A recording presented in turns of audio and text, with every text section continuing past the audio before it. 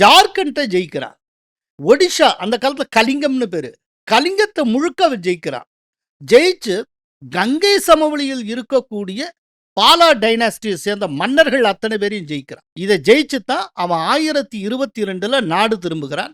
1023ல் கங்கை கொண்ட சோழபுரம் என்கிற ஒரு மாபெரும் நகரத்தை நிர்மாணம் செய்கிறான். அல்ல இவன் கங்கை சமவெளியில் இருக்கக்கூடிய அரசர்கள் அத்தனை பேரையும் வென்றதன் காரணமாக இவன் கங்கை கொண்ட சோழன் அப்படின்னு பெயர் சூட்டி கொள்ளுகிறான். அதே பெயர்ல கங்கை கொண்ட சோழபுரம் அப்படிங்கிற ஒரு தலைநகரை அவன் நிர்மாணம் செய்கிறான். அதோட மட்டுமில்ல, அவன் வெற்றிக்கு ரொம்ப பெரிய விஷயம். அவன் பெரிய கடற்படை வச்சிருந்தான் அப்படிங்கிறது. 1028ல் தென்கிழக்கு ஆசிய நாடுகள் அத்தனையும் அவன் ஜெயிச்சான். அதுல ரொம்ப முக்கியமான வெற்றி அப்படிங்கிறது கடாரம் அப்படிங்கிற பகுதியை வென்றது.